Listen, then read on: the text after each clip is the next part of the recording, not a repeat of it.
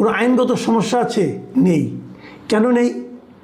নেই এই কারণে সাধারণ মানুষকে তারা মনে করে যে সাধারণ মানুষকে হয়তো এই কথাটা খাওয়ানো যাবে না, সাধারণ মানুষ হয়তো জিনিসটাকে এভাবে পছন্দ নাও করতে পারে, অথবা এই ধরনের কথাকে যারা অপছন্দ করবে তারা এই মুহূর্তে সমাজে বেশ পাওয়ারফুল, তাদের দ্বারা হয়তো যিনি বলবেন তার ক্ষতিও হতে পারে। এই ধরনের একটা ধারণার কারণে এই আলোচনাগুলি খুব একটা হয় না। কিন্তু আমি নিজে পার্সোনালি বহুবার বলেছি যে বাংলাদেশে যে আওয়ামী লীগ ফিরবে এটা অবধারিত, এটা হতেই হবে। হতে হবে এই কারণে এই দলের অনেক নেতা কর্মী সমর্থক আছে যারা দেশে আছে, যারা দেশ ছেড়ে পালিয়ে যায়নি। পালিয়ে লোকে কখন যায় বলেন তো? পালিয়ে লোকে তখন যায় কয়েকটা কারণ থাকে। প্রথমত হলো ওনার ভেতরে নিজের মধ্যে কোনো অপরাধ বোধ কাজ করে, তখন পালিয়ে যায়। উনি প্রচুর চুরিচামারি করেছেন, ধান্দাবাজি করেছেন, অত্যাচার করেছেন। সেই অত্যাচারগুলো, ধান্দাবাজিরগুলো মানে আপনার একটা প্রতিহিংসা জনিত কারণে কেউ কেউ তার উপর চড়াও হতে পারে, এই ভয়ে উনি আগে পালিয়ে যান। নিজের মধ্যে একদম অপরাধবোধ না থাকলে কেউ পালিয়ে যাবে এটা আমি মনে করি না। প্রথমত এটা। দ্বিতীয়ত, তারা মনে করেন যে তারা অনেক ইনকাম করেছেন, এই বয়সে এসে যদি ইনকামের টাকাগুলো ভোগই করতে না পারে, যদি জেলখানায় থাকতে হয়, যদি সেটা ভোগই করতে না পারে, তাহলে এত কষ্ট করে এত রিস্ক দিয়ে ইনকাম করে লাভটা কী হলো? অতএব ওই টাকাগুলি ভোগ করার জন্য তারা বিদেশে চলে যায় এবং বিদেশে বসে আরাম এসে দিন কাটায়। অনেকে কিন্তু বলেন যারা বিদেশে আছে খুব কষ্টে আছে, আমি পার্সোনালি এটা মনে করি না। আমি মনে করি যারা বিদেশে আছেন কষ্টে যারা থাকবেন, মানে বিদেশে গিয়ে আমি কি করব, কি খাবো, এই চিন্তা যারা করবেন তারা বিদেশে পালিয়ে যাবেন না, এটাই স্বাভাবিক। আওয়ামী লীগের পতনের পর আওয়ামী লীগ বিদেশে যখন চলে গিয়েছিল অনেকে আছে আমার, মানে আমি বিভিন্ন কারণে আমি কমপক্ষে 3টা দেশে আমি গিয়েছিলাম আমার ব্যক্তিগত কাজে, এবং আমি 3 দেশেই প্রচুর আওয়ামী লীগের নেতাকর্মীকে দেখেছি এবং তারা কেউই ওখানকার চাল চলনে আমার চেয়ে খারাপ ছিল না। আমি তো 2 দিনের জন্য বেড়াইতে গেছি, হয়তো কোনো একটা কাজে গেছি, তো 2 দিনের জন্য যখন কেউ যায় তখন সে কিন্তু একটু হাত তোলার ওখানে কৃপণতা করে না, কিন্তু তাদের চাল চলনে আমার কাছে আমার চেয়েও ভালো অবস্থায় আছেন বলে আমার এটা মনে হয়েছে। কাজেই তাদের টাকা পয়সার অভাব হলে তারা বিদেশে যেত না, তারা দেশেই থাকতো, জেলখানায় থাকতো। জেলখানায় কি আওয়ামী লীগের লোকজন নাই? অনেক লোক আওয়ামী লীগের, জেলখানা তো আওয়ামী লীগের লোকজন দিয়ে ভরে ফেলা হয়েছে। তো তারা বেঁচে নাই? তারা কষ্টে আছে, কোনো সন্দেহ নাই, কিন্তু তারা বেঁচে আছে। তাহলে এই যে লোকগুলি আওয়ামী লীগের দেশে থাকা অনেক লোককে আমি বলতে শুনেছি, তারা বলেছেন যে এই লোকগুলো আমরা কিভাবে থাকবো দেশে, আমাদের কি হবে না হবে এগুলো চিন্তা না করে তারা আমাদেরকে ফেলে রেখে দায়িত্বহীনের মতো তারা দেশের বাইরে চলে গেছে। কাজেই তাদের প্রতি এই দেশের মানুষের, বিশেষ করে তার দলের লোকদের কোনো সহানুভূতি, কোনো ভালোবাসা আছে বলে আমি মনে করি না। কিন্তু আমি আবার এটাও দেখেছি স্থানীয় লোক যারা আছেন তারা আবার শেখ হাসিনাকে চান, কিন্তু তারা মনে করেন শেখ হাসিনা বিকল্পহীন এবং শেখ হাসিনার কোনো বিকল্প নেই, শেখ হাসিনা না থাকলে দলটাকে ঐক্যবদ্ধ রাখা যাবে না, এমন ভাবনাও কিন্তু দেশের অনেক আওয়ামী লীগের লোকজন ভাবেন। তারা শেখ হাসিনাকে নিয়ে আওয়ামী লীগ পুনর্গঠিত হোক এটা চান, কিন্তু শেখ হাসিনার সঙ্গে শেখ তাপস আসবে, তারপরে বাহাউদ্দিন নাসিম আসবে, শেখ হাসিনা আত্মীয় স্বজনরা শেখ হেলাল, তারপরে আপনার মানে শেখ সেলিম, এরা সব আইসে নিয়ে আবার আগের মতো রাজত্ব করবে, এটা চায় না এখানকার মানুষ। কারণ এই লোকগুলোর সুনাম নাই। বরিশালে যেন সেনিয়াবত ফ্যামিলি, এদের কোনো সুনাম নাই, এরা শেখ হাসিনা পরিবারের লোক, শেখ পরিবারের লোক, এটি তাদের যেন একমাত্র যোগ্যতা। তো এই লোকদের এখানকার লোক চায় বলে আমার কাছে মনে হয়নি। হয়তো আমি সবার সঙ্গে তো মিশতে পারিনি, আমার সঙ্গে যে কদিনে দেখা হয়েছে বিভিন্ন সময়, সেখানে নেতা পর্যায়ের লোক যেমন ছিল, একদম মাঠ পর্যায়ের লোকও ছিল, এবং তাদের মুখে বলতে শুনেছি আমি এই কথাগুলো। ভাবুন আপনারা একটা কথা, শেখ তাপস ঢাকা দক্ষিণের মেয়র ছিলেন, কেমন ছিলেন লোকটা বলেন তো আপনারা ভাই? ওনার ভক্ত যদি কেউ থাকেন আমাকে কমেন্ট করবেন প্লিজ, ওনার ভক্তরা বলবেন যে ওনাকে আপনার কেন ভালো লাগতো, ওনাকে আপনার কেন ভালো লাগতো, এরকম 2টো কারণ বললে আমি খুশি হব, এবং আগামীতে আমি এটা নিয়ে একটা প্রোগ্রামই করবো যে ওনাকে এই কারণে ওনার ভালো লাগতো। তো এই লোক তো ওনার আসলে পরে, ওনার ফুপো আসলে পরে উনি আবার পাওয়ারফুল হয়ে যাবেন। তো এইগুলি হলো গিয়ে আওয়ামী লীগের অবস্থা। কিন্তু তারপরেও যে জিনিসটা এখন আমরা দেখতে পাচ্ছি এবং এই রিপোর্টেও যেটা আছে, এই পলাতক নেতৃত্ব যারা আছে তাদের নিয়েই নাকি শেখ হাসিনা ভাবছেন যে আবার দেশে ফিরে আসে আবার এই আওয়ামী লীগ করবেন, এবং তারা অপেক্ষা করছেন। কখন অপেক্ষা করছেন? দেশের অবস্থা কখন খারাপ হবে, মানে বিএনপি কোনো একটা ভুল করবে, বিএনপির সঙ্গে জামাতের কোনো একটা সমস্যা হবে, দেশে আন্দোলন তৈরি হবে, সেই আন্দোলনের ফাঁকে আওয়ামী লীগ চলে আসবে। এই ধরনের ভাবনাও তো এক ধরনের নেতিবাচক ভাবনা, এই ধরনের ভাবনাও তো একটা খারাপ ভাবনা। দেখুন, আমি একটা কথা বলি, আমার নিজের যেটা মানে অভিমত, সেটা হলো দেশের সরকার যেই থাকুক, সরকার প্রধান কী আছে আমার জানার দরকার নেই। আমি সবসময় চাই সরকার ভালো করুক। কী কারণে চাই? আমি যেহেতু কোনো দল করি না, কাজে অন্য দলকে আনার জন্য আমার কোনো মানে তাগিদ নাই। আমার হিসাবটা হলো, যদি সরকার খারাপ থাকে, যদি সরকার আপনার করাপ্ট হয়, যদি সরকার অন্যায়কে প্রশ্রয় দেয়, যদি সরকার দলীয় লোকদেরকে ফুলে ফেপে কলা গাছ, আঙুল ফুলে কলা গাছ হওয়ার সুযোগ করে দেয়, তাহলে ক্ষতিটা হয় জনগণের। সরকারি পর্যায়ে যে কোনো অন্যায়ের জন্য ক্ষতি হয় জনগণের। জনগণ মানে আমি জনগণের ক্ষতিটা চাই না। আমি চাই প্রত্যেকটা সরকারি ভালো চলুক, ভালো চালাক, এবং আগামীতে নতুন সরকার আসবে এই বিবেচনায় যে এরা যতটা ভালো চালাচ্ছে নতুন সরকার তার চেয়েও বেশি ভালো চালাতে পারবে, এই প্রত্যাশায় আমরা নতুন কাউকে আনব। কিন্তু এরা খারাপ করবে, অতএব ওইটা আরেকটা আসবে, এটা আমরা চাই না। আমরা দেখেছি এটা চাইতে যে কী হয়েছে জানেন? এটা চাইতে যে হয়েছে, প্রতিবার দেখেছি আগের চেয়ে খারাপটা আসছে, এটা আমরা দেখেছি। কিন্তু ওইটা আমরা চাই না। আমরা চাই সরকার ভালো চলুক এবং নতুন যারা আসবে তারা ভালোর প্রতিযোগিতায় দিয়ে আসুক। কিন্তু ওনারা চাচ্ছেন যে এই সরকার খারাপ করলে পরে তারপরে আমরা ওই চান্সে ঢুকবো। মানে মানুষের কষ্ট বাড়বে, তখন মানুষ এদেরকে ফেলে দিবে, তখন চান্সে আমরা ঢুকে যাব, আমরা ঢুকে আবার আমাদের মতোই কাজ চালাবো। এই জিনিসটা আমরা চাই না। আওয়ামী লীগ আসুক, আওয়ামী লীগ রাজনীতিতে আসুক, আওয়ামী লীগ রাজনীতিতে জনগণের কাছে তার নিয়ে যাক, ম্যান্ডেট নিয়ে যাক। যদি জনগণ আওয়ামী লীগকে সাপোর্ট করে আওয়ামী লীগ আসবে, কিন্তু সেটা ভালোর কম সামনে প্রকাশ্যে শাস্তি দিতে হবে। আবার আমি দেখলাম নতুন পার্টি এনসিপি বলল যে, এনসিপি পার্টির একজন বলল যে কি আপনার কোনো বিচার কোনো আসামির পক্ষে যেন কোনো লয়ার না দাঁড়ায়। এটা কি কোনো রাজনৈতিক পার্টি বলতে পারে? আবার আপনি দেখবেন প্রধানমন্ত্রীর কথাটাও আমি বললাম যে উনি 1 মাসের মধ্যে বিচার কার্যকর দিবেন, এটা আমার কাছে খুবই মানে সমীচীন মনে হয় না। সে কথাটাও আসলে ওনার এভাবে মানে উনি কিভাবে কোন অর্থে বললেন আমি বলতে পারবো না, ঠিক আছে। তারপরে মনে করেন মানে আমার কাছে সকল পক্ষের মনে হচ্ছে কি একটা পপুলিস্টিক একটা আচরণ, কোন কথা বললে আমার সুবিধা হবে এরকম একটা কথা। এর মধ্যে আমি একজনের কথা দেখলাম আমার ভালো লেগেছে সম্ভবত, এবং সেটি হচ্ছে ঘটনাচক্রের স্বরাষ্ট্র উপদেষ্টা সালাউদ্দিন আহমেদ। উনি যখন বললেন যে আসলে মধ্যযুগীয় কায়দায় আপনার এই যে মাঝখানে মানে সকাল প্রকাশ্যে এটা মধ্যযুগীয়, এটা ইটস ট্রু, আপনি এটা করতে পারেন না। আবার মির্জা ফখরুল ইসলাম আলমগীরের মেয়ে উনার একটা বক্তব্য আমি দেখেছি, সেটাও আমার কাছে খুব ভালো লেগেছে। সেটাতে উনিও বলছিলেন এরকম একটা কথা যে আপনাকে বিচার কার্যটা সুষ্ঠুভাবে সম্পাদন করতে হবে। তো এখানে বিচার নিয়ে আসলে এই মুহূর্তে যাহা কিছু হচ্ছে সেটা যত না বিচারের জন্য হচ্ছে তার চেয়ে বেশি রাজনৈতিক কারণে হচ্ছে। প্রত্যেকে আমার মনে হচ্ছে যে এক ধরনের পলিটিক্যাল স্ট্যান্ডবাজি করছে। I am very sorry, it is very unfortunate. এটা হচ্ছে আমার আপনার প্রশ্নের প্রথম অংশের উত্তর। এবার আসেন আপনার ধর্ষণের অংশের উত্তর।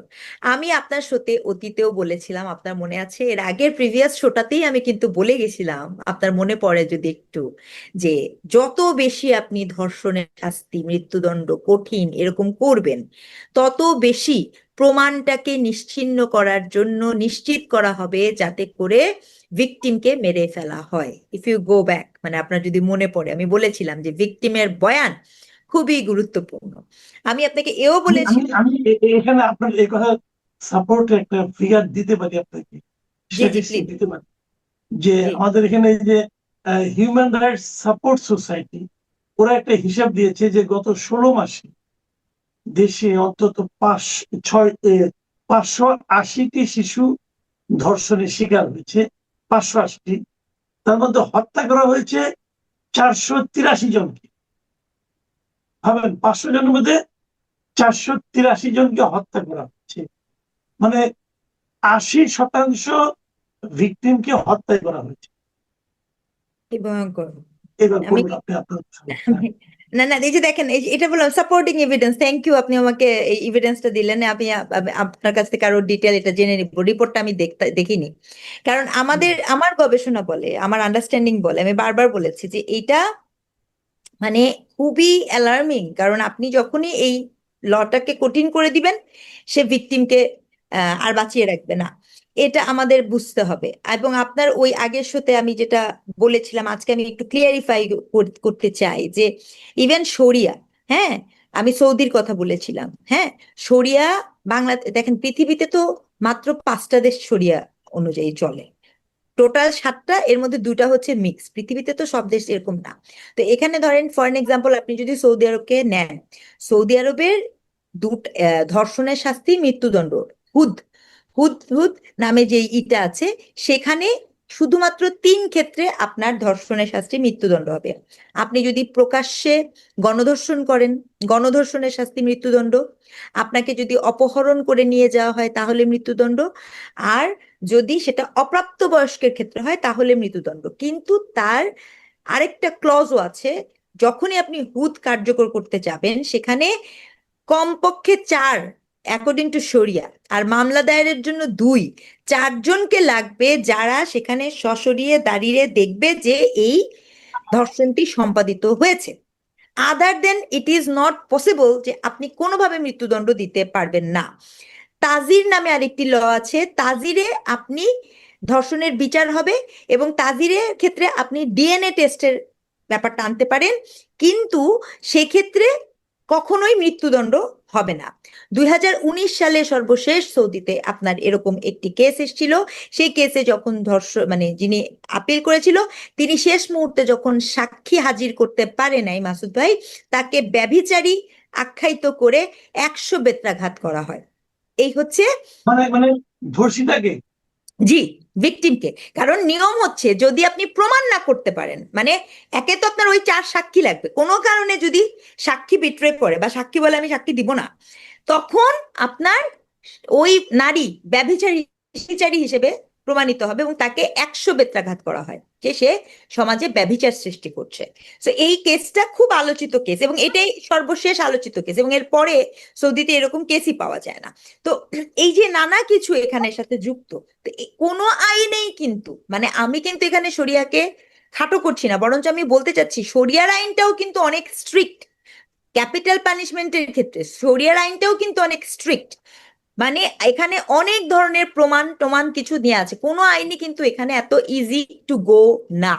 তো এই পুরো প্রক্রিয়াটা আপনার যেভাবেই হচ্ছে, আপনার আফগানিস্তানের কথা বলা হবে, ভাই আমি মাসুদ ভাই, আফগানিস্তান তো গত 3 দিন আগে বাল্য বিবাহকে লিগালাইজ করেছে। তারা বলেছে এখন মেয়ে, এবং সাথে আরো কি বলেছে শুনেন, সে বলেছে মৌনতাই হচ্ছে নারীর সম্মতি। কাজেই বিয়ে করার ক্ষেত্রে আপনার সে চুপ থাকলেও বুঝে নিবেন সে আসলে বিয়েতে রাজি। তো আফগানিস্তান 3 দিন আগে এই ল করেছে যে আপনি মানে মেয়েদের ক্ষেত্রে বাল্যবিবাহ, কোনো বাল্যবিবাহ কিছু নাই, সেটা আমরা যেটাকে বাল্যবিবাহ ভাবি সেটা বাল্যবিবাহ না, ইটস জাস্টিফাইড। তো এই যে একটা শরিয়া ভিত্তিক বিষয় নিয়ে যে একটা হুজুগ উঠেছে, আমি বারংবার বলবো যারা চান, যারা মনে করেন তারা একটু নিজেরাও পড়াশোনা করে দেখেন। আমি তো এই বিষয়ে বিশেষজ্ঞ নই, কিন্তু আপনারা একটু পড়াশোনা করে দেখেন, তারপরে আপনারা নিজেরা বুঝতে পারবেন। তো এই জন্য আমি বলছি কি, এই পুরা রেপের কেসটা নিয়ে কোনো এক অদ্ভুত কারণে যতটা না আমরা রেপ জিনিসটাকে কিভাবে কমাবো সেই দিকে আমাদের আলাপটা কম, রাজনৈতিক চর্চাগুলা অনেক অনেক বেশি। এটা হচ্ছে আমার একটা পয়েন্ট। আচ্ছা, দ্বিতীয় আপনি খেয়াল করে দেখবেন, আমি আপনাকে, যেহেতু আমি দীর্ঘদিন এই বিষয় নিয়ে কাজ করেছি, আমি সব সময় বলি যে রেপের আপনার একটা প্যাটার্ন আছে। প্যাটার্নটা কি দেখবেন কি, এটা খুব কোইন্সিডেন্ট। রেপের প্যাটার্নে আপনি দেখবেন যে সব সময় রোজার সময় রেপের আহ এরকম কেসের সংখ্যা বেশি। আপনি দেখেন গত বছর আসিয়া, তিনি রোজার সময় ভিকটিম হন। তারপরে এই বছর একটা মেয়ে রেপের কেসে তাকে মারলো, মেয়েটার নাম স্মৃতি নাকি আমি ভুলে গেছি, এই যে কিছুদিন আগে। হ্যাঁ, এইটার কারণ কি জানেন? এটার কারণ তখন স্কুল বন্ধ থাকে, শিশুরা বাসায় থাকে, না। বুঝতে পারছেন? এটা কিন্তু আর কিছু না, এটা কিছু স্কুল বন্ধ থাকে, বাচ্চা বাসায় থাকে বেশি, ঠিক আছে? তো এই কথাটা কেন বলছি, যে আমরা তো স্কুলে যতক্ষণ থাকে ততক্ষণ পর্যন্ত তো সেটা এক ধরনের প্রোটেকশন থাকে, কারণ অনেক মানুষ থাকে। যখন স্কুল থেকে বাসায় থাকে, সারাদিনই সে বিভিন্ন জায়গায় থাকে, সেই জন্য এই ঘটনাটা ঘটার সংকটটা এটা কিন্তু বেড়ে যায়। আপনি এটা একটা প্যাটার্ন। আচ্ছা, এবার আসেন শিশুর ক্ষেত্রে আরেকটা বলি। দ্বিতীয় হচ্ছে, কখনোই কিন্তু এই যে আমরা যে ছেলেদের স্কুল আলাদা করে রাখি, মেয়েদের স্কুল আলাদা করে রাখি, এই যে ছেলে মেয়ে যে একটা আলাদা ডিভাইডেড বর্গ, এতে করে যেটা হয়, আপনার দুই পক্ষের মধ্যেই একটা আহ অদ্ভুত দূরত্ব তৈরি হয় এবং কিউরিয়াসিটি তৈরি হয়, দুটোই হয় কিন্তু, কিউরিয়াসিটি প্লাস দূরত্ব। মানে আপনি কখনোই জিনিসটা দেখেন না জানি কি, সো আপনার কাছে তখন যে কোনো ছোট বড় যাহা কিছু তাহা কিছু আপনার কাছে অনেক বেশি বেশি মনে হয়। যৌনতা বিষয়ক আলাপ আমরা পারি, আমরা করি না, অথচ যৌনতা আমাদের জৈবিকতার একটা খুবই স্বাভাবিক একটা প্রকাশ, ঠিক আছে? পৃথিবীতে এটা এতটাই justified. Sigmund Freud, famous psychologist, তাই না? তো সিগমন্ড ফ্রয়েড বলেছিল লিবিডোর ধারণা, তার বিশাল বিখ্যাত আলোচনা লিবিডো এবং ফেটিশ। তো সেখানে বলেছিল যে মানুষ সব সময় তার নিষিদ্ধ জিনিসের প্রতি তো তাড়িয়ে থাকে, এবং যৌনতা আমাদের ইন্টারপার্সোনাল সম্পর্ককে শুধু না, যৌনতা নিয়ে আলাপ নাই, যৌনতা নিয়ে দ্বন্দ্ব নেই, এমন কোনো ধর্মও নাই, এমন কোনো রাষ্ট্র নাই, এবং এটা মানুষের একটা আবশ্যিক বাস্তবতা। এখন এই বাস্তবতাতে যদি আপনি যৌনতাকে একটা জৈবিক বিষয় ধরেন, ধরেন আপনি 5 মিনিটে, যারা এই ডিবেটটা করেন তারা প্রায় এটা বলেন, সেক্সুয়াল আরাউজাল। আপনি শুনেননি যে আপনি কোনো নারীকে দেখেছেন, দেখার তার পোশাকের কারণে আপনার যৌন উত্তেজনা হয়ে আপনি রেপ করেছেন, এরকম তো আপনি শুনেছেন নিশ্চয়ই। বহু মানুষ তো পোশাককে, আচরণকে, এগুলোকে ইত্যাদি ইত্যাদি বলে। কিন্তু যৌনতা হচ্ছে একটা স্বাভাবিক বহিঃপ্রকাশ। এখন আমাদের দেশে যে ছেলেরা আছে তাদের একটা সংকট বলি, একটু চিন্তা করেন 5 মিনিটের জন্য মাসুদ ভাই। আমাদের দেশের যারা ছেলে বাচ্চা আছে, পিউবারিটি এবং অ্যাডোলেসেন্স সম্পর্কে তো আপনারা জানেন, মেয়ে বাচ্চাদের যেভাবে মেনস্ট্রুয়াল হেলথ বা এসব বিষয় নিয়ে, তাও তারা, আমরা অনেক লড়াই করেছি, লড়াই করতে করতে আমরা ক্লান্ত। গত বছর 2025 সালে বাংলা একাডেমিতে বই মেলাতে স্যানিটারি ন্যাপকিন প্যাড বিক্রি করার কারণে তৌহিদি জনতা যে সেই স্টল ভেঙে দিছে, বলছে গোপন পণ্য বিক্রি করা যাবে না, স্যানিটারি ন্যাপকিন প্যাড হচ্ছে আমাদের জন্য গোপন পণ্য, অথচ এটা আমাদের একটা জৈবিকতার অংশ, ঠিক আছে? তো আমরা তাও তো এই আলাপটাকে এই পর্যন্তই যে আপনার সাথে বলতে পারছি। কিন্তু আমাদের যে পুরুষ আছে, পুরুষ ছেলে বাচ্চাটার কথা একটু চিন্তা করেন তো, তারও তো পিউবারিটি আছে, অ্যাডোলেসেন্ট আছে, তার ডে ড্রিম হয়, তার হরমোন চেঞ্জ হয়, সে যে, তার যে স্বপ্নদোষ, তার যে অঙ্গ প্রত্যঙ্গের পরিবর্তন, এই আলাপটা সে কোথায় করবে? তার পরিবারের সাথে করার কোনো সুযোগ আছে? নাই। একটা সময় ছিল, তারা এই যে যখন এই আলাপটা করতে পারতো না, তখন তারা যেটা করতো, ওই যে ব্লু ফিল্ম নিয়ে এসে সেই ব্লু ফিল্মটা দেখে, দেখে কি করে ওইখান থেকে তার মতো করে যৌনতাকে সে তৈরি করতো।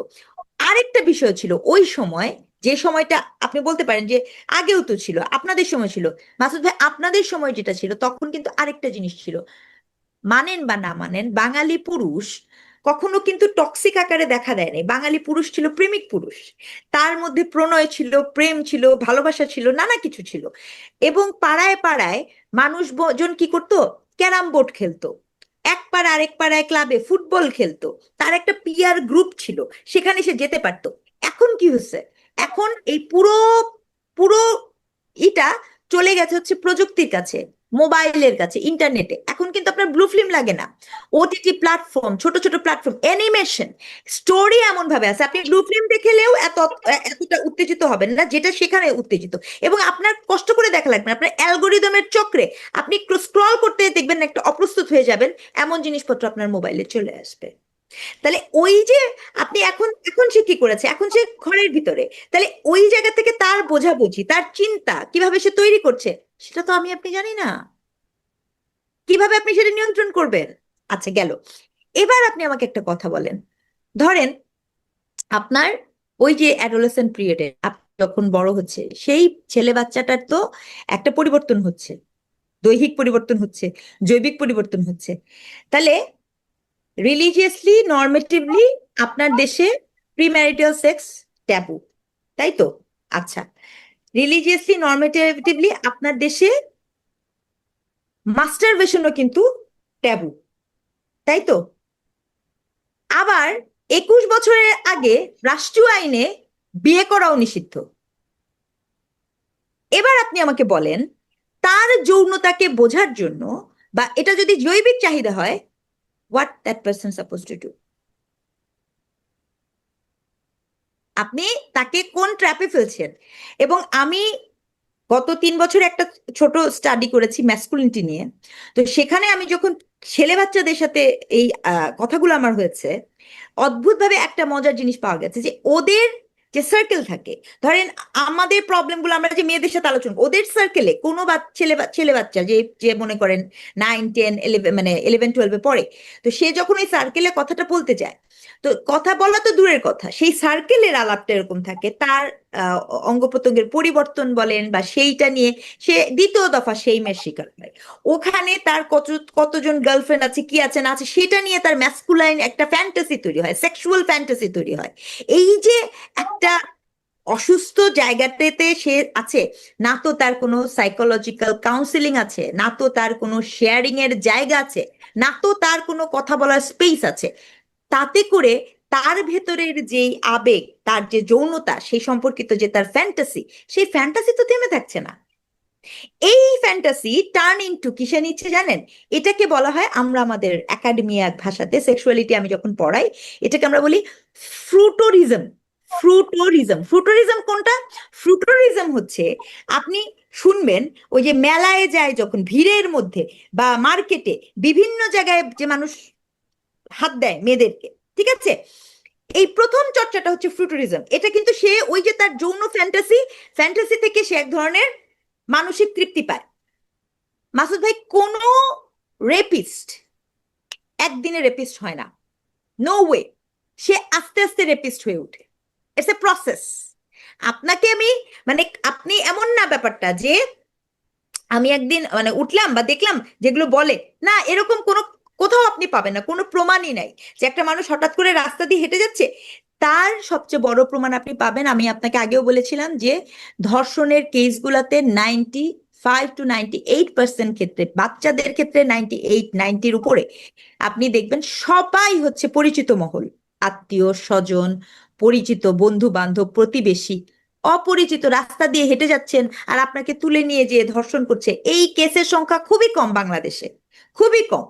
আপনি ওই যে ইয়াসমিনের একটা কেস পাবেন, আর মনে হয় ওই যে বাসে বা যদি এরকম যে কিছু এই কেসগুলো পাবেন, কিন্তু আপনি দেখবেন বাকি সকল কেসে ভীষণ রকমের পরিচিত এবং প্ল্যান্ড, পরিকল্পনা করে, চিন্তা ভাবনা করে। এই যে সোহেলের কেসটাও যদি আপনি নেন, সেখানেও তো বলা হচ্ছে যে 2 মাস ধরে তাকে, ওই বাচ্চাটাকে সে দেখেছে, খেয়াল করেন, সে কিন্তু বাচ্চাটাকে দেখেছে, বাচ্চাটাকে চেনে এবং তারপর নিয়ে আসছে। আবার দেখেন তার ওয়াইফও আছে, এখানেও আমি শুনলাম যে ওয়াইফ কেমনে পারলো। এখন ওয়াইফের ইন্টারভিউ, আমাদের সমস্যা কি, আমাদের গবেষকদের সুযোগ হয় না যে এদের ইন্টারভিউ নিতে। আই উইশ আমি যদি এদের সাথে কথা বলতে পারতাম, সত্যি কথা, আমি যদি আসিয়া রিসের সাথে কথা বলতে পারতাম, আমাদের এই সুযোগটা যদি কেউ করে দিত, আমি কৃতজ্ঞ থাকতাম।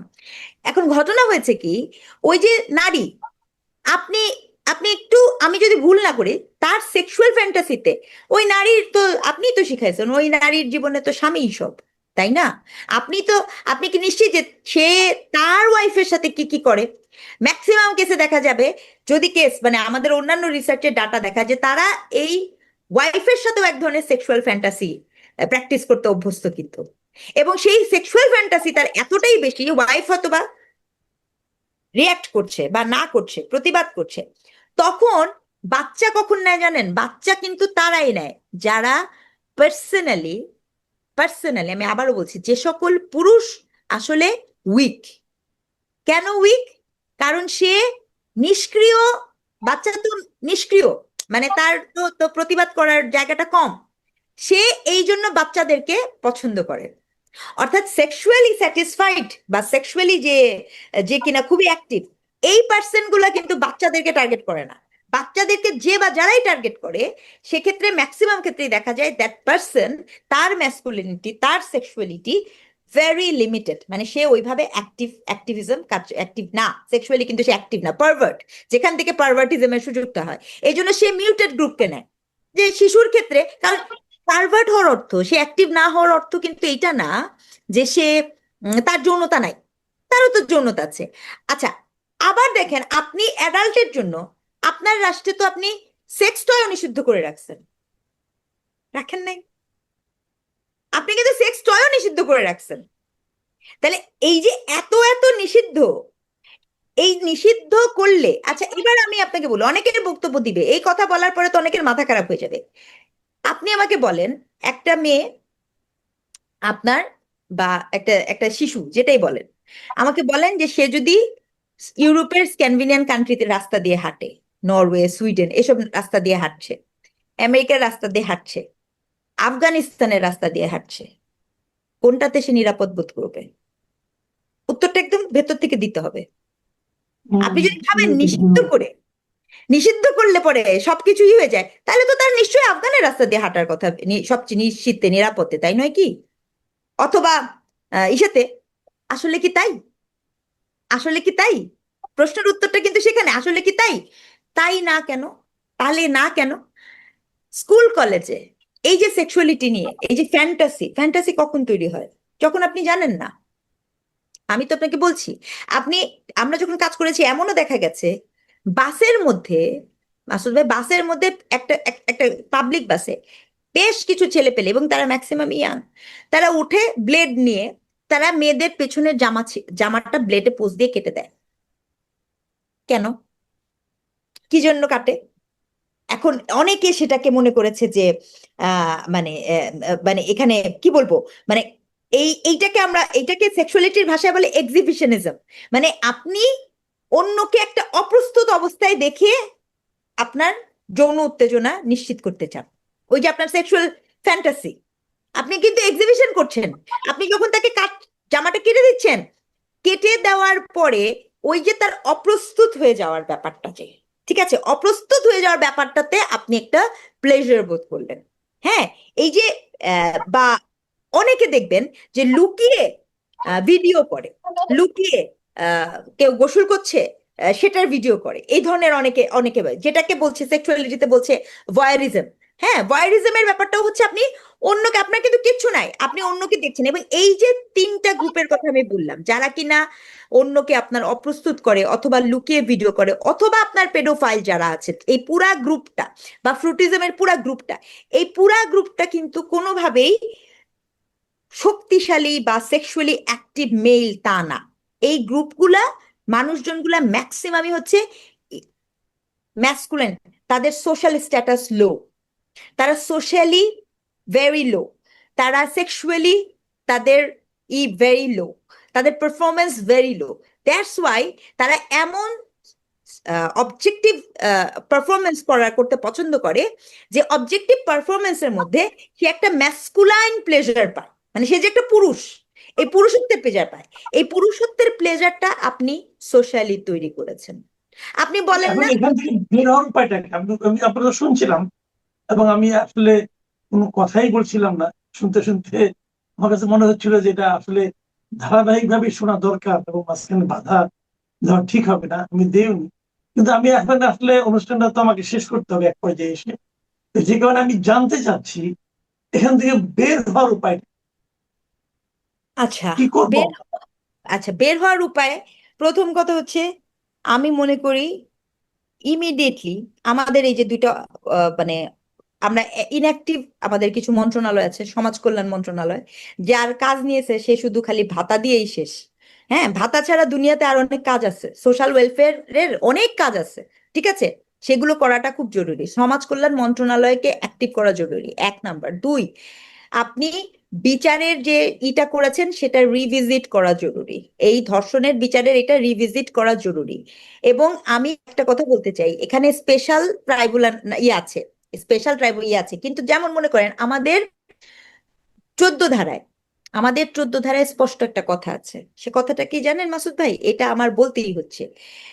এই 14 ধারায় স্পষ্টত লেখা আছে, আপনি কোনোভাবে ধর্ষণের ভিকটিমের মৃত অথবা জীবিত তার পরিচয় প্রকাশ করতে পারবেন না। আল্লাহর ওয়াস্তে মিডিয়াগুলাকে এইটা মানতে বলেন, আল্লাহর ওয়াস্তে। কেন? এই যে প্রমাণ আপনার সামনে, যখনই আপনি মৃত অথবা জীবিত ভিকটিমকে সামনে আনবেন, তখন ওই যে বিচার কার্যটা থাকে সেখানে ক্ষমতা, পদ, পদবি, পরিবারকে প্রেসার দেওয়া, টাকা পয়সা, নানাভাবে এই কাজ ব্যাহত হয়ে যায়। মূল কারণ আলাপ কিন্তু এইটা, কেউ মানে না, কেউ না, মিডিয়া তো মানেই না। I am sorry to say, victim জীবিত, এটা আমাদের আইন আছে। You violate the law again and again and again. ঠিক আছে, এটা খুবই জরুরি মাথায় নেওয়া। আচ্ছা, 3 নাম্বার, আপনি আমাদের স্পেশালিস্ট অলরেডি লেখা আছে 90 দিনে আপনারই করতে হবে, চার্জশিট দিতে হবে, সবকিছু আছে। কিন্তু ধর্ষণের ক্ষেত্রে আপনাকে যেটা করতে হবে, সম্পূর্ণ ডিফারেন্ট একটা কোর্টের, মানে আপনি এমন লয়ার সেট করেন, এমন জুডিশিয়াল জাজদের সেট করেন যারা এই মামলাগুলা ডিল করবে ফর দ্য টাইম বিং, কিছুটা সময়ের জন্য, যারা শুধু এই মামলাগুলাই ডিল করবে। ঠিক আছে, এবং সেক্ষেত্রে আপনি যেটা করে দিতে পারেন, আপনি আপিল বিভাগ হোক, মানে হাইকোর্ট হোক, যেখানেই যাক সে, সবকিছু আপনি 1 বছরের মধ্যে শেষ করবেন, উইদিন এ ইয়ার। বুঝতে পারছেন? আমাদের ম্যাক্সিমাম ক্ষেত্রে যেটা হয়, আসিয়ার কেস তো হয়ে গেছে, হয়ে যাওয়ার পরে সে হাইকোর্টে যখন যায় তখন আর খোঁজ পাওয়া যায় না, হাইকোর্টে গেলে তখন আর খোঁজ পাওয়া যায় না, তখন এটা প্রলং হওয়া শুরু করে। তাহলে আপনাকে কি করতে হবে? আপনাকে বিচার ব্যবস্থাটাকে প্রথমে হচ্ছে এখানে নিয়ে আসতে হবে, এটা হচ্ছে আরেকটা গেল। এরপরে আসেন, আপনি কোনোদিনও এটা শেষ করতে পারবেন না, আপনাকে এটা লেভেল কমাইতে হবে। লেভেল যদি কমাইতে হয়, আপনার ভালো লাগুক না লাগুক, পছন্দ হোক বা না হোক, 4টা জিনিস আপনাকে শিখাইতে হবে একেবারে শিশু পর্যায় থেকে, অর্থাৎ আপনার প্রাথমিকটা যখনই শেষ হবে, প্রাইমারি শেষ হওয়ার পরে যখনই হাই স্কুলে ঢুকবে, 6-এ, বিশেষ করে 6-এর বাচ্চাদের, 6, 7, 8, এই বাচ্চাদের 8, 9, মানে মুখস্থ বলেন আর যাই বলেন, করাইতে হবে। Number 1, consent, consent, consent. আমি আপনার কনসেন্ট ছাড়া আপনার হাতও ধরতে পারি না, আপনার যৌনতা পরে, আপনার সম্মতি ছাড়া, আপনার কনসেন্ট ছাড়া আমি আপনার, অথবা আপনি মারা যাচ্ছেন এরকম কোন সিচুয়েশন ছাড়া আমি আপনার হাতও ধরতে পারি না। কনসেন্ট কি জিনিস, কনসেন্ট কেমনে নিতে হয়, কনসেন্ট কেন ইম্পর্টেন্ট, সেটা বিয়ের ক্ষেত্রে হোক, প্রেমের ক্ষেত্রে হোক, সম্পর্কের ক্ষেত্রে হোক, ভালোবাসা প্রকাশের ক্ষেত্রে হোক, কনসেন্ট খুব গুরুত্বপূর্ণ। এটাকে কনফার্ম করতে হবে। 2, আপনার অবশ্যই কনফার্ম করতে হবে কোনোভাবে কোনোভাবে আপনার মানে পোশাক কেন্দ্রিক বা স্লাট শেমিং বা ভিকটিম ব্লেমিং, যেটাকে আমরা বলি ভিকটিমকে ব্লেম করা, সেটা আপনার যৌনতা দিয়ে হইতে হবে না। আপনি খুন হইলে শুনেন না আমরা ভিকটিমকে ব্লেম করি, মানে যে কোনো কিছু হলেই তো আমরা এই ভিকটিমকে ব্লেম করা শুরু করি। ভিকটিম ব্লেমিং করা যায় না, আপনি এটা শেখান। ভিকটিম ব্লেমিং করা যাবে না, এটা একটি দেশ রাষ্ট্র যার মূল্যবোধ, সেই মূল্যবোধকে ধ্বংস করে দিয়ে আজকে বাংলাদেশ পরাধীন রাষ্ট্রে পরিণত হয়েছে। পরাধীন প্রধানমন্ত্রী পরাধীন রাষ্ট্রে পরিণত করার প্রধান সাক্ষী, এবং সেই পরাধীন রাষ্ট্র টিকিয়ে রাখার জন্য বর্তমান সরকার একই কাজ, জামাত শিবির, ইউনূস, এনসিপি যা করেছে, বর্তমান সরকার একইভাবে চলছে। সুতরাং এই গোষ্ঠীর দ্বারা এই দেশের মানুষের কল্যাণ, সমৃদ্ধি, নিরাপত্তা এবং কোনোটাই রক্ষা করা সম্ভব না। এরা দেশকে ধ্বংসের দিকে এগিয়ে নিয়ে যাচ্ছে, দেশ ধ্বংসের আর বেশি বাকি নেই। সুতরাং যত দ্রুত দেশরত্ন শেখ হাসিনা এই সকল অপসংস্কৃতি, অপকর্ম, দুষ্কর্ম থেকে দেশের মানুষকে ঐক্যবদ্ধ করে ঘুরে দাঁড়াতে পারবে, ততই দেশের মানুষের জন্য মুক্তি অনিবার্য। নাসিম ভাই, আপনি সহ আওয়ামী লীগের নেতারা বারবার বলছেন যে আইন শৃঙ্খলা পরিস্থিতি খারাপ, দেশে এই নাই সেই নাই, মানে নাই আর নাই। এত নাইয়ের ভেতরে আপনার নেত্রী যদি বাংলাদেশে ফিরে, ওনার নিরাপত্তাটা দিবে কে? যেখানে নাই সেখানেই তো সৃষ্টি করতে হয়।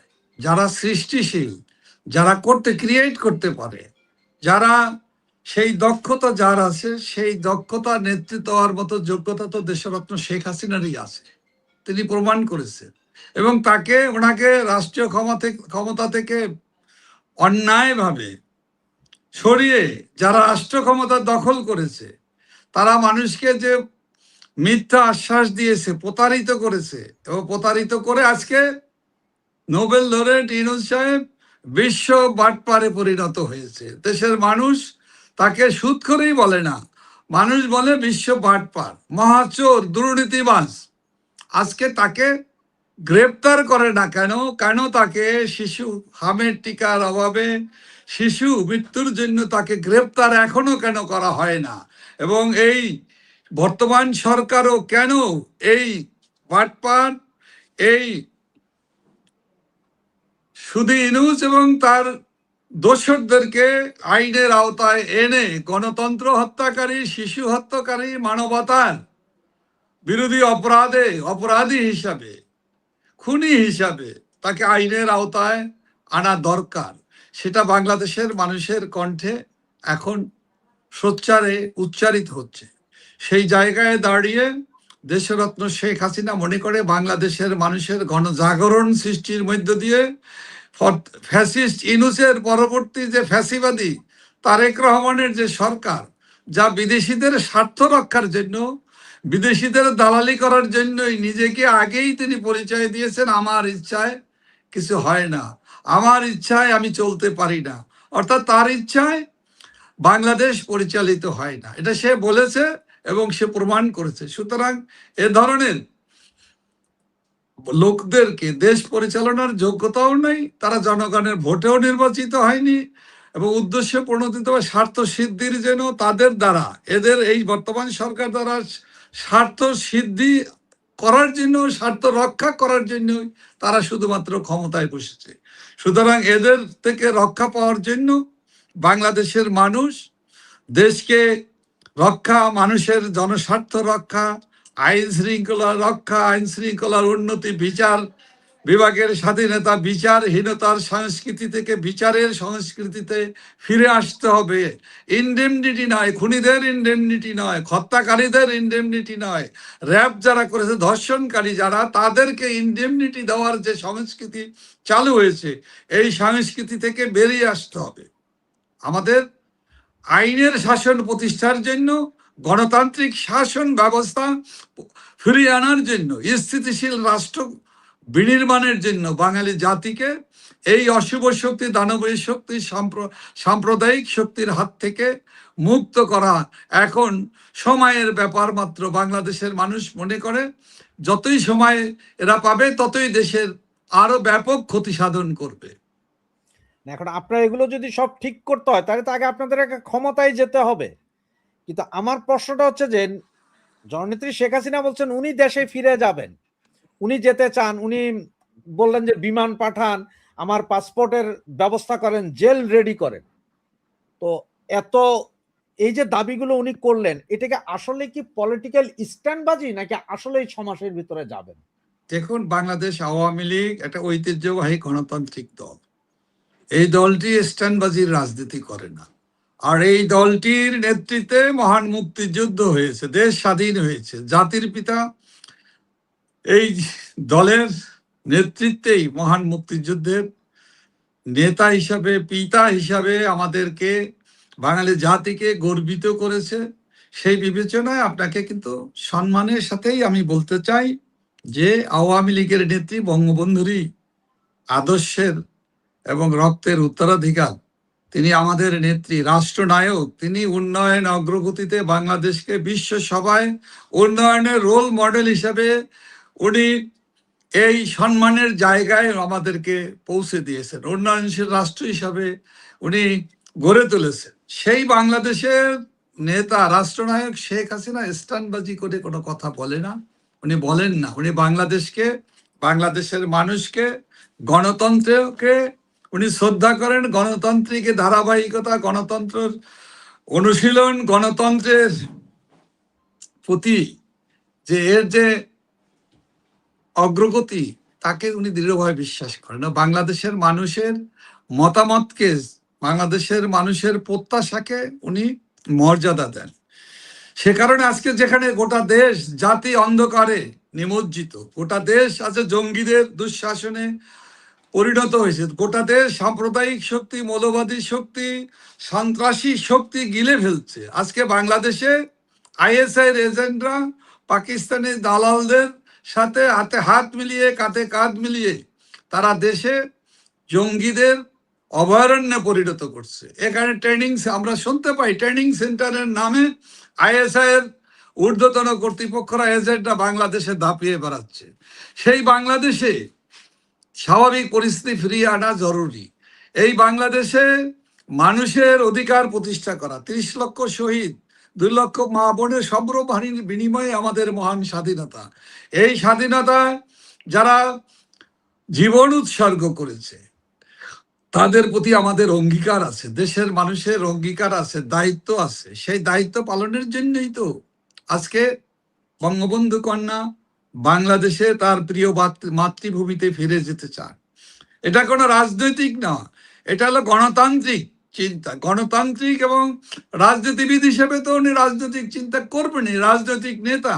উনি রাষ্ট্রনায়ক ছিলেন, উনি দেশের মানুষকে স্বপ্ন দেখিয়েছেন, স্বপ্ন পূরণ করেছে, উনি পরীক্ষিত, উনি প্রমাণিত হয়েছে, উনি প্রমাণিত। বাংলাদেশের দেশরত্ন শেখ হাসিনা যেভাবে দেশকে এগিয়ে নিয়ে গিয়েছিলেন, সেই সময়ে বিদেশি শক্তি, ডিপ স্টেট সহ যারা বাংলাদেশের স্বাধীনতা কামী মানুষের বিরুদ্ধে অপপ্রচার করেছে, গণতান্ত্রিক সরকারের প্রতি যারা মিথ্যা অপপ্রচার করেছে, যারা বাংলাদেশকে বিদেশি শক্তির কাছে সঁপে দিতে চেয়েছিল, যদি দেশরত্ন শেখ হাসিনা চাইতেন সারা জীবন ক্ষমতায় থাকতে পারতেন।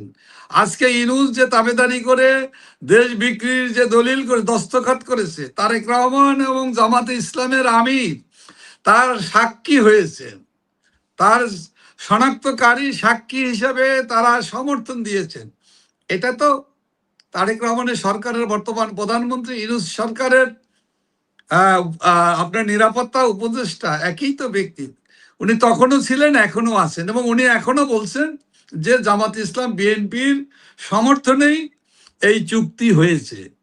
তা না হলে 12 তারিখ মানে নির্বাচনের 3 দিন আগে তড়িঘড়ি করে তো এই চুক্তি হওয়ার কথা না। এই অধিকার তো একটি অনির্বাচিত সরকারের, ফ্যাসিস্ট ইউনূস সরকারের তো এটা রেসপন্সিবিলিটি না, কিন্তু তারা করেছে। সাক্ষীকে বর্তমান সরকারের ফ্যাসিস্ট সরকারের উত্তরসূরি, ভাগ বাটোয়ারার অংশীদার ফ্যাসিবাদী সরকার তারেক রহমান এবং বিরোধী দল জামাত ইসলামের আমির, এনসিপি সহ অন্যান্য। সুতরাং এই দেশে বাংলাদেশের মাটিতে এই স্বার্থান্বেষী মহল বাংলাদেশকে যতদিন তারা এই দুঃশাসনের কায়েম করবে, চালিয়ে যাবে, ততদিনই দেশ ধ্বংস হবে, ততদিনই মানুষের দুঃখ, কষ্ট, অত্যাচার, নির্যাতন এটা চলতেই থাকবে। আওয়ামী লীগের নেতা কর্মী, আওয়ামী লীগের তৃণমূলের নেতা কর্মী, আওয়ামী লীগকে যারা সমর্থন করে ভোট দেয়, তাদের উপরে অজস্র মামলা বাণিজ্য মামলা, মিথ্যা মামলা। প্রধানমন্ত্রী বঙ্গবন্ধু কন্যা শেখ হাসিনা, তার বিরুদ্ধে 400-র উপরে, 450-র উপরে খুনের মামলা, 600-র উপরে মামলা, আইসিটি আদালতে মামলা, এবং তাকে ইতিমধ্যেই তথাকথিত আদালত, তথাকথিত আইসিটি আদালতে নাটকীয়ভাবে, উদ্দেশ্যপ্রণোদিতভাবে মৃত্যুদণ্ড দিয়ে একটা ভুয়া রায় দিয়েছে, যেটাকে আওয়ামী লীগ সভাপতি বঙ্গবন্ধু কন্যা বলেছেন যে আই ডোন্ট কেয়ার, আমি বাংলাদেশের মানুষের স্বার্থে, বাংলাদেশের স্বার্থে আমি কাজ করেছি, আমি দেশপ্রেমিক, আমি এই সকল মিথ্যা ভুয়া মামলাকে আমি পরোয়া করি না, আমি বাংলাদেশের জনগণের স্বার্থেই আমি আমার কাজ চালিয়ে যাব। সেই জায়গা থেকে বলতেই পারি খুব শক্তভাবে, স্পষ্টভাবে, দেশরত্ন শেখ হাসিনা বাংলাদেশে ফিরে যাবেন বাংলাদেশের মানুষের সমর্থনে, বাংলাদেশের মানুষের ভালোবাসায়, এবং বাংলাদেশ আপামর জনগণ দেশরত্ন শেখ হাসিনার পাশে থাকবেন। সেদিন এই অশুভ শক্তি, দানবীয় শক্তি, ফ্যাসিবাদী গোষ্ঠী, লুটেরা গোষ্ঠীর অস্তিত্ব থাকবে না। এটাই হলো যে আমাদের বিশ্বাস, এবং আমরা দিব্য দৃষ্টিতে আমরা সেটা দেখতে পাচ্ছি। নাসিম ভাই, আমি যদি ব্যাপারটাকে একটু খোলা করে বুঝতে চাই, তাহলে ব্যাপারটা হচ্ছে যে ধরেন এই মুহূর্তে যদি শেখ হাসিনা ফেরত যায় বাংলাদেশে, তাহলে ওনার বিরুদ্ধে অনেকগুলো মামলা আছে, ওনাকে কারান্তরীণ হইতে হবে, এর কোনো দ্বিতীয় কোনো বিকল্প নাই, ওনাকে কারাগারে যেতে হবে। আবার যদি কারাগারে যায়, তাহলে যদি 50,000 লোকের একটা মব সরকারি তৈরি করে কারাগারের দিকে পাঠায়, সেটা ঠেকানোর সক্ষমতা আপনাদের আছে কিনা, বা নেত্রী যদি দেশে যায় দল হিসাবে আপনারা নেত্রীর সিকিউরিটি দিতে পারবেন কিনা? দেখুন, নেত্রীর সাহস আছে, উনি যাবে, কিন্তু আপনারা আসলে আপনারা গুছাচ্ছেন কিনা, আপনারা ভেতরে ভেতরে শক্ত কিনা, এটা আপনারা পারবেন দুইটা কিনা? ধন্যবাদ। উত্তরটা তো এটা, প্রথম হলো রাষ্ট্রের দায়িত্ব। রাষ্ট্রের দায়িত্ব হলো রাষ্ট্রের নাগরিক হিসাবে, একজন রাষ্ট্রনায়ক হিসাবে, একজন প্রধানমন্ত্রী হিসাবে, একজন দেশপ্রেমিক মানুষ হিসেবে দেশরত্ন শেখ হাসিনার নিরাপত্তার দায়িত্ব রাষ্ট্রের, রাষ্ট্রযন্ত্রের। রাষ্ট্র ক্ষমতায় কে আছে সেটা বড় ব্যাপার না। যারা দেশের মানুষের একজন শিশুর জীব নিরাপত্তা দিতে পারে না, একজন হামের টিকায় আক্রান্ত মানুষের বাঁচাবার জন্য যাদের কোনো দায়বদ্ধতা নাই, যাদের কোনো উদ্বেগ নেই, উৎকণ্ঠা নেই, যারা ধর্ষিতার জীবন রক্ষা করতে পারে না, ধর্ষিতাকে হত্যা করে হত্যাকারীকেও তারা শনাক্ত করতে পারে না, তাদের বিচার করতে পারে না, তাদের উপরে তো কোনো ভরসা করা, তাদের উপরে কোনো আশা করার তো কোনো প্রয়োজন নেই। জনমানুষ দেশরত্ন শেখ হাসিনাকে ভালোবাসেন। আপনি জানেন 19 বার তাকে হত্যা করার জন্য চেষ্টা করা হয়েছে। মৃত্যুর মুখোমুখি দাঁড়িয়ে মানুষের জন্য তিনি লড়াই সংগ্রাম করেছেন। চারণের বেশে বাংলাদেশের পথে প্রান্তরে, গ্রামে গঞ্জে, হাটে বাজারে, তিনি বনে জঙ্গলে, হাওরে বাওরে, কোথায় উনি যাননি, জনসভা করেননি, কোথায় উনি জনসংযোগ করেননি। এই মৃত্যু ভয়, এই আক্রমণ, এগুলোকে মোকাবেলা করেই তো উনি করেছেন, সাহস করেই তো উনি করেছেন। এই সাহসের ভিত্তি কি? সাহসের ভিত্তি হলো নৈতিক শক্তি, সাহসের ভিত্তি হলো বাংলাদেশের মানুষ, সাহসের ভিত্তি হলো দেশপ্রেম। আমাদের নেত্রী দেশরত্ন শেখ হাসিনা, উনি খুব ভালো করেই জানেন যে তাকে কারাগারে নেওয়ার মতো এই ক্ষমতা বর্তমান সরকারের নেই। এই সরকারের, যে সরকার দেশে আইনের শাসন প্রতিষ্ঠা করতে চেষ্টা করে না, যে সরকার বিচারালয়কে নিরাপত্তা দিতে পারে না, যে সরকার খুনিদেরকে গ্রেপ্তার করতে পারে না, যে সরকার বরঞ্চ খুনিদেরকে রক্ষা করার জন্য ইনডেমনিটি দিতে পারে, যে সরকার মব সন্ত্রাসীদের উৎসাহ দেয়, উদ্দীপনা দেয়, সাপোর্ট করে এবং তাদেরকে আইনের আওতায় আনার কথা উচ্চারণ করতে পারে না, যে সরকার তার মন্ত্রী পরিষদের যারা সদস্য আছে তারা সেক্ষেত্রে আইন প্রয়োগকারী সংস্থাগুলোকে যে দায়িত্বগুলো তারা তাদেরকে পালন করার জন্য কোনো সৎ উদ্যোগ তারা নিতে পারে না। উপরন্তু আইন শৃঙ্খলা রক্ষাকারী বাহিনীর সদস্য, এমনকি সশস্ত্র বাহিনীর সদস্য থেকে আরম্ভ করে বিজিবি থেকে র্যাব, অন্যান্য যতগুলো সংস্থা আছে তাদের উপরে হুমকি দেওয়া, তাদেরকে চাকরিচ্যুত করা, তাদেরকে মিথ্যা মামলা দিয়ে গ্রেপ্তার করা। আইসিটি আদালতে গ্রেপ্তার করেছে, মামলা দিচ্ছে, তাদেরকে সাজা দিচ্ছে, তাদেরকে চাকরি থেকে বের করে দেওয়া হচ্ছে। এইগুলো যে সরকার যদি দায়বদ্ধ তার সম্পূর্ণ সরকার হতো, জনগণের সরকার হতো, তাইলে এগুলো করতো না, বরঞ্চ আইনের শাসন ফিরিয়ে আনার জন্য খুনিদের বিরুদ্ধে ব্যবস্থা নিতে। কিন্তু আপনি দেখবেন 2024 সালের মধ্য জুলাইয়ের পর থেকে 5 তারিখ পর্যন্ত কি দানব, কি সন্ত্রাসীরা যারা এই সন্ত্রাসী নৈরাজ্য করেছে, এবং পরবর্তী 8 আগস্ট পর্যন্ত এবং অদ্যাবধি এই সন্ত্রাসীরা কিন্তু সন্ত্রাস চালিয়ে যাচ্ছে। এবং এই সন্ত্রাসীদের পক্ষে ইনডেমনিটি দেওয়া হয়েছে। কাদের? এই ইনডেমনিটি খুনিদের পক্ষে, এই ইনডেমনিটি র্যাপিস্টদের পক্ষে, এই ইনডেমনিটি ধর্মীয় সংখ্যালঘুদের অত্যাচার যারা করেছে তাদের পক্ষে। অর্থাৎ তোমরা অত্যাচার করো, আরো বেশি করে করো, তোমরা খুন করো, তোমরা র্যাপ করো, নারীদের উপর আক্রমণ করো, যুবকদের উপর আক্রমণ করো, আওয়ামী লীগ নেতা কর্মীদের আক্রমণ করো, খুন করো, তোমাদেরকে আমরা রক্ষা করব। এই মেসেজ যারা দেয় তাদের কাছ থেকে বাংলাদেশের মানুষ আর কিছু প্রত্যাশা করে না। তারা পরাধীন প্রধানমন্ত্রী হিসেবে নিজেদেরকে প্রমাণ করেছে। তাদের যোগ্যতার যে অভাব, তারা যে কিছু পারে না, তারা যে চাঁদাবাজদের সরকার, খুনিদের সরকার, লুটেরাদের সরকার, সাম্প্রদায়িক মৌলবাদী উগ্রবাদী গোষ্ঠীর স্বার্থ রক্ষার সরকার, এবং বিদেশিদের পদলেহনকারী সরকার এবং পরাধীন সরকার বাংলাদেশকে পরাধীন করার সর্বাত্মক সহযোগিতা করার যে চুক্তি করে এসেছে, যে কথাটি আপনি জানেন যে একসময় বলতো যে তারা বাংলাদেশের বন্দোবস্ত, বাংলাদেশকে সংস্কার করবে, রাষ্ট্রীয় সংস্কার করবে, বাংলাদেশের বদলের বন্দোবস্ত করবে। তাদের বন্দোবস্ত আমরা দেখতে পেলাম। আজকে অনেকেই ভুলে গেছে সেই বন্দোবস্ত হলো বাংলাদেশকে বিদেশিদের কাছে বাংলাদেশের স্বার্থ, জনগণের স্বার্থ, স্বাধীনতা, সার্বভৌমত্বকে তারা বিক্রি করার দলিলে স্বাক্ষর করে এসেছে। বাংলাদেশকে পরাধীনতার শৃঙ্খলে বন্দী করে রাখার ব্যবস্থা ওনারা করেছেন। সুতরাং এদের বিরুদ্ধে বাংলাদেশের জনগণ আজকে একাট্টা হয়েছে, ঐক্যবদ্ধ হচ্ছে, দলমত নির্বিশেষে।